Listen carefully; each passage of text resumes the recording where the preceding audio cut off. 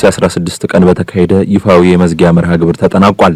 ጉባኤው 4000 የሚደርሱ ተመካካሪዎችን ያሳተፈና 400 ምክረ ሐሳቦች የመነጩበት እንደሆነ ያስታወቀው ሀገራዊ የምክክር ኮሚሽን በቀጣዮቹ ጊዜያት የምክክሩ ውጤት የሆኑ ምክረ ሐሳቦችን ለሚመለከታቸው ባለድርሻ አካላት እንደሚያስረክብ ጠቁሟል። አእምሮ ጤና ሕክምና ላይ እንደ ዓለምም ገና ብዙ መሰራት ያለበት ነገር አለ። እኛ ደግሞ እንደ ሀገር ካየነው በጣም ጥቂት ቦታዎችና በውስን ቦታ ላይ ነው አገልግሎት እየተሰጠ ያለው። ያንን እንግዲህ በግብዓትም በሰው ኃይልም እንደዚሁም ደግሞ የሚያግዝ ፖሊሲ በማዘጋጀት ረገድ እየተዘጋጀ ያለው ፍኖተ ካርታ በጣም ወሳኝ ነው። ሰላም ጤና ይስጥልን ውድ ተመልካቾቻችን እንዴት አመሽታችኋል? ከሀገሬ ቴሌቪዥን የሰዓቱን መረጃዎች ይዘን ቀርበናል። ሙሴ ከበደ ነኝ። እስከ ፍጻሜው አብራችሁን ቆዩም። በቀዳሚነት ወደ ተመለከተው ርዕሰ ጉዳይ ስናልፍ ለሳምንታት በአዲስ አበባ ከተማ ሲካሄድ የቆየው የሀገራዊ የምክክር ጉባኤ መጠናቀቁን ተከትሎ በጉባኤው የጸደቁ ምክረ ሀሳቦች ቀጣይ ሂደት ተጠባቂ ሆኗል። ሀገራዊ የምክክር ኮሚሽን በቀጣይ ጊዜያት እነዚህን ምክረ ሀሳቦች ለሕዝብ ተወካዮች ምክር ቤት እንዲሁም ለአስፈጻሚው አካል እንደሚያቀርብም ይጠበቃል። የኮሚሽኑን ቀጣይ ኃላፊነቶች አስመልክተን ተከታዩን ጥንቅር አዘጋጅተናል። ወደዛው እንለፍ። ከ4 ዓመታት ድካም በኋላ ከሐምሌ 8 ቀን 2018 ዓመተ ምህረት ጀምሮ ለ39 ቀናት በአዲስ አበባ ሲካሄድ የቆየው ሀገራዊ የምክክር ጉባኤ ነሐሴ 16 ቀን በተካሄደ ይፋዊ የመዝጊያ መርሃ ግብር ተጠናቋል። ጉባኤው 4000 የሚደርሱ ተመካካሪዎችን ያሳተፈና 400 ምክረ ሐሳቦች የመነጩበት እንደሆነ ያስታወቀው ሀገራዊ የምክክር ኮሚሽን በቀጣዮቹ ጊዜያት የምክክሩ ውጤት የሆኑ ምክረ ሐሳቦችን ለሚመለከታቸው ባለድርሻ አካላት እንደሚያስረክብ ጠቁሟል። የኮሚሽኑ ማቋቋሚያ አዋጅ 1265/2014 እንደሚያመለክተው ኮሚሽኑ በምክክር የተገኙ ምክረ ሐሳቦችን እንዲሁም ምክረ ሐሳቦቹ በተግባር ላይ ሊውሉ የሚችሉበትን ስልት የሚገልጽ ሰነድ በማዘጋጀት ለሕዝብ ተወካዮች ምክር ቤት፣ ለአስፈጻሚ አካሉና ለሌሎች የሚመለከታቸው የመንግስት አካላት የማቅረብና ለሕዝብም ይፋ የማድረግ ኃላፊነት አለበት። በዚህም ኮሚሽኑ በ8 የምክክር አጀንዳዎች ዙሪያ የተደራጁትን ምክረ ሐሳቦች ይዞ ሰነዱን የማዘጋጀት ስራውን እንደሚጀምር ይጠበቃል። መንግስት ምክረ ሐሳቦችን በተግባር ላይ ለማዋል የሚችልበትን ግልጽና ተጨባጭ እቅድ እንዲያዘጋጅ እገዛ ማድረግ እንዲሁም የምክረ ሐሳቦችን አፈጻጸም ለመከታተል የሚያስችል ስርዓት መዘርጋት ኮሚሽኑ ከተሰጡት ኃላፊነቶች መካከል የሚጠቀሱ መሆናቸውንም አዋጁ ያመለክታል።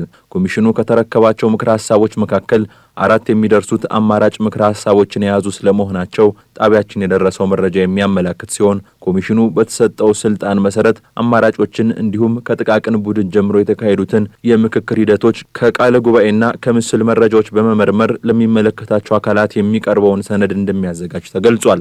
ኮሚሽኑ የቀረቡለትን ምክረ ሐሳቦች በምን አይነት አይን መመልከት እንደሚገባውም አዋጁ ይጠቁማል። በአዋጁ አንቀጽ 6 መሰረት ኮሚሽኑ ከምክክሮቹ የተገኙ የመፍትሄ ምክረ ሐሳቦች በስራ ላይ እንዲውሉ ድጋፍ በማድረግ በዜጎች መካከል እንዲሁም በመንግስትና በሕዝብ መካከል መተማመን የሰፈነበት ዲሞክራሲያዊ ስርዓት እንዲገነባ ለማስቻል ሚናውን እንዲወጣ ይጠበቃል። ይህም የምክክሩ ውጤት የሆኑ ምክረ ሐሳቦች በዜጎች እንዲሁም በመንግስትና ሕዝብ መካከል መተማመን የሚፈጥሩ ሊሆኑ እንደሚገባ የሚጠቁም ነው። ይህ የኮሚሽኑ ውጤትም ለሀገራዊ መግባባትና ጠንካራ ቅቡልነት ያለው ሀገረ መንግስት ለመገንባት ጽሩ መሰረት ሊጥል ይገባል ሲል አዋጁ ይገልጻል። ከምክክሩ መጠናቀቅ በኋላ አስተያየታቸውን በተለያየ መንገድ የገለጹ ባለድርሻዎችም ሀገራዊ ምክክር ኮሚሽን በማቋቋሚያ አዋጁ በተሰጠው ኃላፊነት መሰረት ቀሪ ስራውን ጥንቃቄ በተሞላበትና ለሀገር በሚበጅ መልኩ እንዲያጠናቅቅ ጠይቀዋል።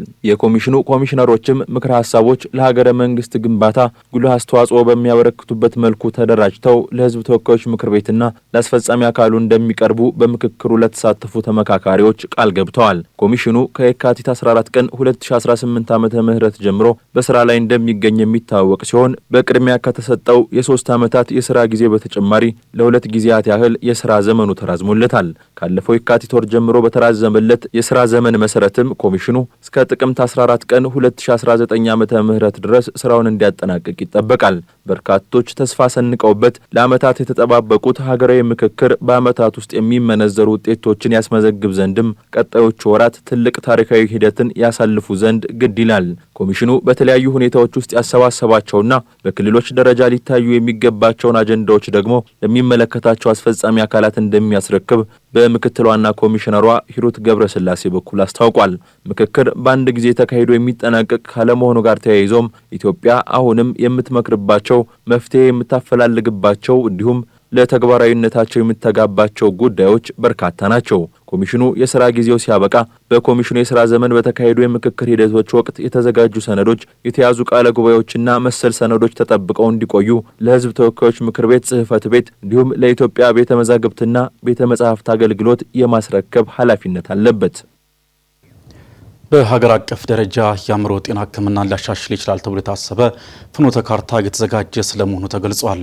በተለይም የሕክምና አገልግሎት በጤና ባለሙያዎች ጭምር ለማስጀመር የሚያስችል ፍኖተ ካርታ ስለመሆኑ ተገልጿል። ተስፋነሽ እሸቱ በየቀኑ በመቶዎች የሚቆጠሩ ዜጎች የአእምሮ ጤና አገልግሎቶችን ፍለጋ ወደ ስፔሻላይዝድ ማዕከላት እንደሚያመሩ ከአማኑኤል ስፔሻላይዝድ ሆስፒታል የተገኘው መረጃ ያሳያል። ይህንን ከፍተኛ ፍላጎትና እጥረት በዘላቂነት ለመቅረፍ ትልቅ ተስፋ የተጣለበት የአእምሮ ጤናን የሚመራና የሚያስተዳድር እንዲሁም በሀገር አቀፍ ደረጃ በዘርፍ ያለውን አገልግሎት አሰጣጥ የሚያሳድግና የሚያሻሽል ፍኖተ ካርታ እየተዘጋጀ ይገኛል። አዲሱ ብሔራዊ ፍኖተ ካርታ የአእምሮ ሕክምና አገልግሎትን በትላልቅ ሆስፒታሎች ብቻ ከመወሰን አውጥቶ እስከ ታችኛው የጤና ጣቢያዎች ድረስ ተደራሽ ያደርጋል ሲሉ የየካ ኮተቤ ሆስፒታል ዋና ዳይሬክተር ዶክተር መገርሳ አለሙ ይገልጻሉ።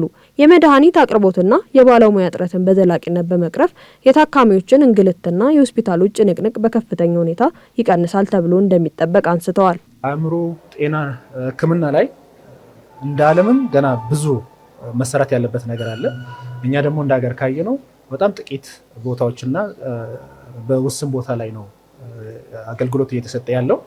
ያንን እንግዲህ በግብዓትም በሰው ኃይልም እንደዚሁም ደግሞ የሚያግዝ ፖሊሲ በማዘጋጀት ረገድ እየተዘጋጀ ያለው ፍኖተ ካርታ በጣም ወሳኝ ነው። በተለይ እንደኛ አይነት ተቋም የአእምሮ ጤና ላይ በስፋት ለሚሰሩ ተቋማት እገዛ የሚያደርግ ስለሆነ ይሄ ፍኖተ ካርታ ተከልሶ ወደ ስራ ሲገባ ሕክምና ለመስጠት እኛም እንደ ተቋም እንደ ባለሙያውም ሕክምና ለመስጠት በጣም የሚረዱን ብዙ ነገሮችን ያስተካክልልናል። ከዚህ ቀደም ከነበረው የአእምሮ ሕክምና አገልግሎት አንጻር ብዙ መሻሻሎች እንዳሉት የሚገልጹት የአእምሮ ሕክምና አገልግሎት ተጠቃሚዎች ማህበር መስራችና ፕሬዚዳንት ወይዘሮ ሌኒ ምስጋናው የሕክምና አገልግሎት አሰጣጡን ደረጃውን የጠበቀና የተቀናጀ ለማድረግ እንዲሁም ይበልጥ ለማሳደግ እየተዘጋጀ ያለው ፍኖተ ካርታ ትልቅ አስተዋጽኦ እንደሚኖረው ያነሳሉ። አሁን ደግሞ የሚቀጥለው ፍኖተ ካርታ እየተሰራ ነው ያለው ኦልሞስት ፋይናል ድራፍት ላይ ደርሷል እና እሱ ላይም ሀሳብ ለመስጠት ስትራቴጂው 5 ዋና አምዶች አሉት እና ደስ የሚለው ነገር እያንዳንዱ አእማድ ላይ ፒላር የምንለው ላይ አንዳንድ የአእምሮ ህመም ያለበት ሰው እንዲሳተፍ አንዳንድ የማህበሩ አባል እንዲሳተፍ እድል አግኝተን በእያንዳንዱ ላይ ሀሳብ በመስጠት ከባለሙያዎች ጋር በቡድን የሚሰሩ ስራዎች ላይ እየተወከልን ጥሩ አቅጣጫ የሰጠንበት ሂደት ነው ያለውና ፋይናል ድራፍቱንም ይልኩልናል። እሱ ላይም የመጨረሻ አስተያየት የምንሰጥበት እድል ተመቻችቶልናልና እኔ ሕክምና ከጀመርኩበት ጊዜ እና አሁን ያለውን ሳወዳድረው በጣም ትልቅ ለውጥ አለ። ቀደም ሲል የአእምሮ ሕክምና በጤና ፖሊሲ ውስጥ ራሱን የቻለ አጀንዳ ተሰጥቶት የማያውቅ በመሆኑ የሰው ኃይልን በእቅድ አደራጅቶ ለመስራትና በጀት ለመመደብ አዳጋች ሆኖ ቆይቷል። አዲሱ ብሔራዊ ፍኖተ ካርታ ግን ይህንን የፖሊሲ ክፍተት በመቅረፍ የአእምሮ ጤናን በዋናነት በትኩረት አጀንዳነት አካቶ ወደ ስራ እንዲገባ ያደርጋል የሚሉት ዶክተር መገርሳ ይህም የጤና ዘርፉን ከተለያዩ ዘርፎች ጋር በቅንጅት ለመስራት ጥሩ እድል ይፈጥራል ሲሉ ያብራራሉ። ለአእምሮ ሕክምና የተሰጠ ቦታ በጣም አናሳ ነው። ትንሽ እንዳንድ ቶፒክ እንዳንድ ቻፕተር እንኳን ቦታ ተሰጥቶት እየተሰራበት አይደለም። ይሄ ደግሞ በፖሊሲ ደግፈን ግብዓት አሟልተን የሰው ኃይል አደራጅተን ለመስራት በጣም አዳጋች እንዲሆን አድርጓል። ይሄ እንግዲህ ተቋማት እንድንቸገርበት አድርጓልና አሁን ግን የራሱ ፍኖተ ካርታ ይዞ መምጣቱ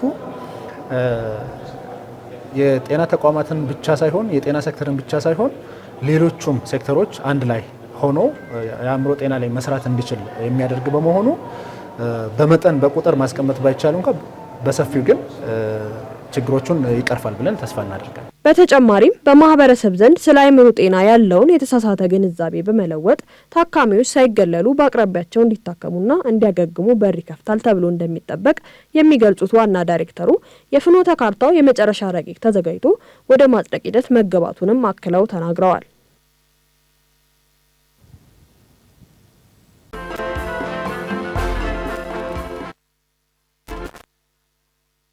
በተከታይነት ወደ አጫጭር መረጃዎቻችን አለፍን።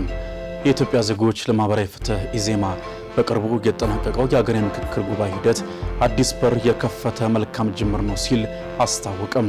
የምክክር ምክር ሀሳቦች የትግበራ ሂደትም በአፋጣኝ እንዲፈጸምና ተቆጣጣሪ ገለልተኛ አካል እንዲቋቋምም ፓርቲው በሰጠው መግለጫ ጠይቋል። የምክክሩ ወሳኝ ምዕራፍ ቀጣዩ የትግበራ ሂደት ነው ያለው ኢዜማ መንግስትና ኮሚሽኑ ሊተገብሯቸው ይገባል ያላቸውን ጥቆማዎችን አቅርቧል።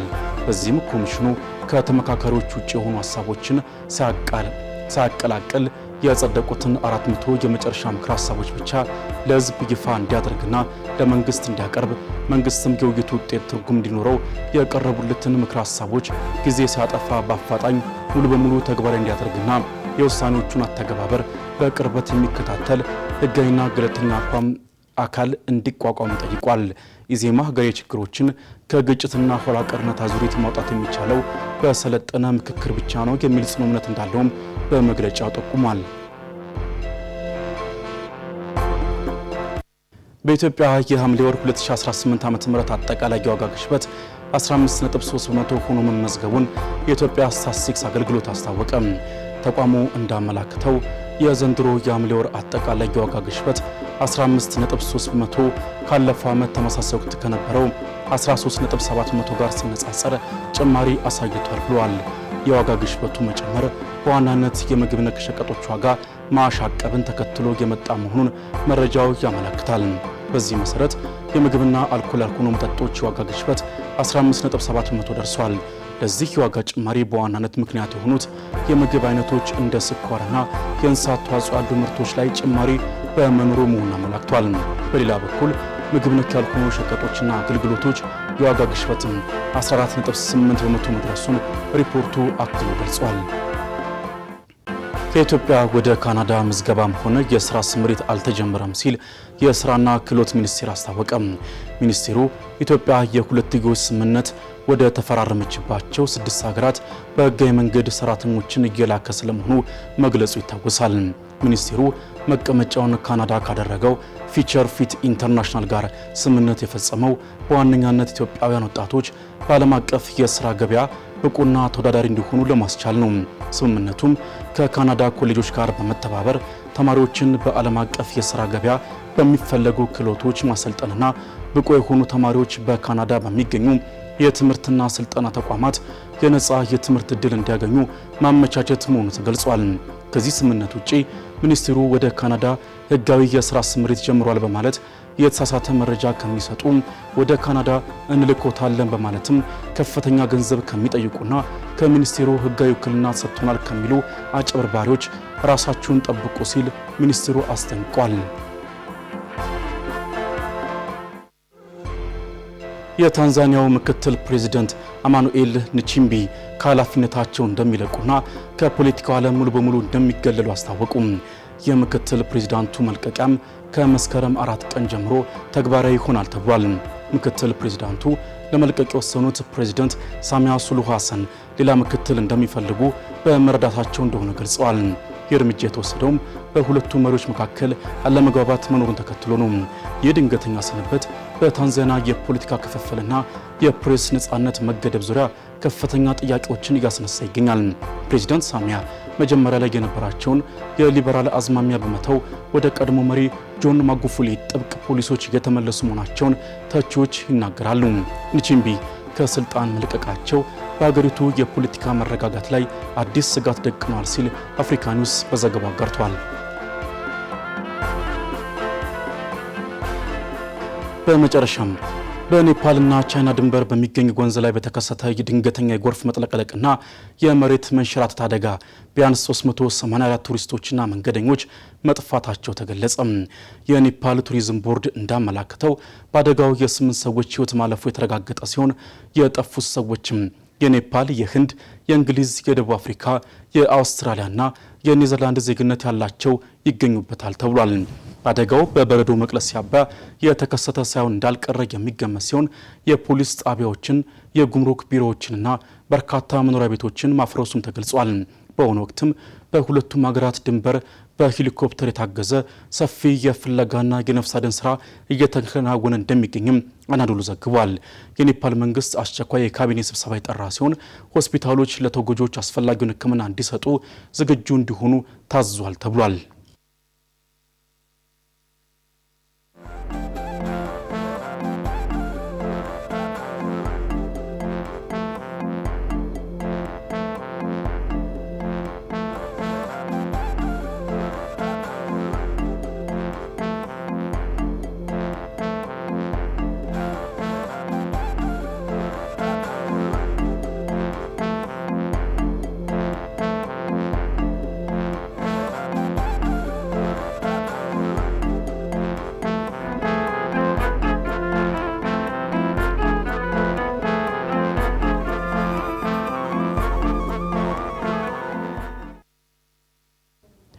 የሆርሙዝ ሰርጥን ዳግም ለመክፈት በኢራንና ኦማን መካከል የተጀመረው ንግግር የዓለም የነዳጅ ዋጋን በአንድ በርሜል $2 በላይ እንዲቀንስ አድርጓል።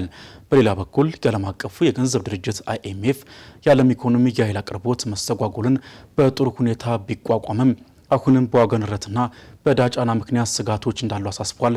ኃይለ ገብርኤል ታደሰ በቢዝነስ ጥንቅሩ ተመልክቶታል።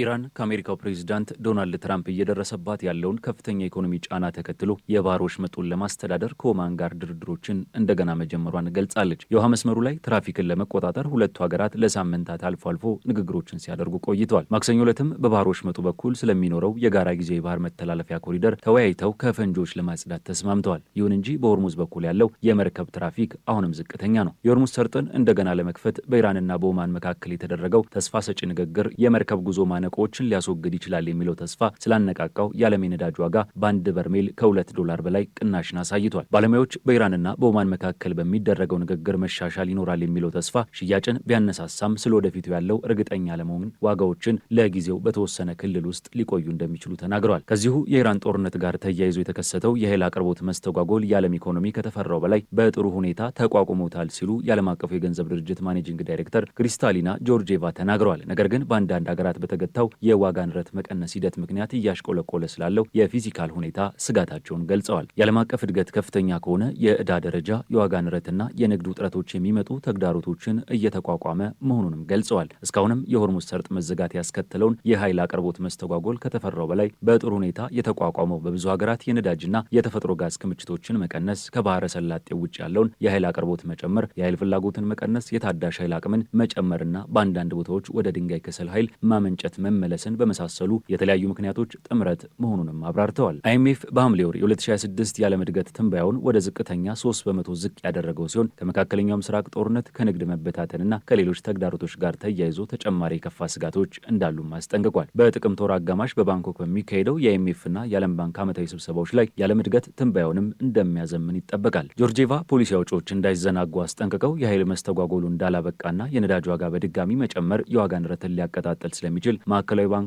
ገዳቢ የፖሊሲ አቋማቸውን እንዲቀጥሉ እንደሚያስገድዳቸው፣ ይህ ደግሞ በዕዳ ክፍያ ወጪዎችና በኢኮኖሚ እንቅስቃሴዎች ላይ ተከታታይ ተጽዕኖችን እንደሚያመጣም ገልጸዋል። ማዕከላዊ ባንኮች የዋጋ መረጋጋትን በማስጠበቅ ተልዕኳቸው ላይ በከፍተኛ ትኩረት መቆየት አለባቸው ያሉት ጆርጂየቫ በተጨማሪም ሀገራት የንግድ ውጥረቶች እያስከተሉ ያሉትን ከመጠን ያለፉ ዓለም አቀፍ አለመመጣጠኖችን ማስተካከል እንዳለባቸውም አሳስበዋል። በመጨረሻም የተሻለ የተመጣጠነ ኢኮኖሚ ማለት ጠንካራ የዓለም ኢኮኖሚ ማለት በመሆኑ ይህ ለሁሉም ጥሩ ነው ያሉት ጆርጂየቫ ይሁን እንጂ ይህንን ይበልጥ በተበታተነ ዓለም ውስጥ ለማሳካት አስቸጋሪ መሆኑን አክለው ገልጸዋል።